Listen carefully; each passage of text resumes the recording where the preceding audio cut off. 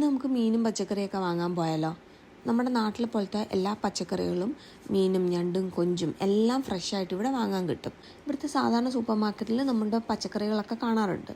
പക്ഷേ അത് ഇത്രയും ഫ്രഷ് ആയിരിക്കത്തില്ല, കുറച്ചും കൂടി വില കൂടുതലായിരിക്കും. അപ്പോൾ ഇവിടെയാണ് ഒന്നും കൂടി ഫ്രഷായിട്ടും കുറച്ചും കൂടി ഒരു വിലക്കുറവിൽ കാണാൻ പറ്റുന്നത്. നമ്മുടെ നാട്ടിലെ പോലത്തെ പാവയ്ക്ക, വെണ്ടയ്ക്ക, കോവയ്ക്ക, അമരയ്ക്ക, മുരിങ്ങയില, നെല്ലിക്ക, കപ്പ, ചേമ്പ് എല്ലാ ഐറ്റംസും ഇവിടെ വാങ്ങാം. ഞാനൊരു ഒരാഴ്ച അല്ലെങ്കിൽ ഒരു 2 ആഴ്ചത്തേക്കുള്ള പച്ചക്കറിയും മീനും ഇവിടെ വന്നിട്ടാണ് വാങ്ങുന്നത്. പിന്നെ ചക്ക, നമ്മുടെ നാട്ടിൽ അതേ ടേസ്റ്റിലുള്ള ചക്ക വാങ്ങാൻ കിട്ടും. ഞാൻ ഇതുവരെ മുഴുവനായിട്ടുള്ള ചക്ക വാങ്ങിയിട്ടില്ല.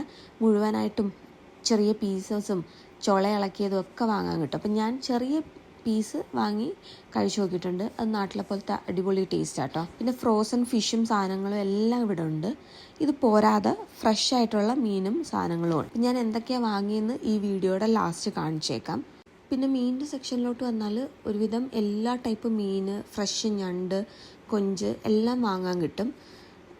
പിന്നെ നമ്മുടെ ചില മീനുകളുണ്ടല്ലോ, മത്തി, നെത്തോലിയൊക്കെ, അതിവിടെ അങ്ങനെ അധികം കാണാറില്ല. പകരം ഏതെങ്കിലും ശ്രീലങ്കൻ ഷോപ്പിൽ പോയി കഴിഞ്ഞാൽ അതും ഫ്രഷായിട്ട് മേടിക്കാൻ കിട്ടും. അപ്പം ഞാൻ എന്തൊക്കെയാണ് വാങ്ങിയെന്നൊന്ന് കാണിച്ചു തരാം.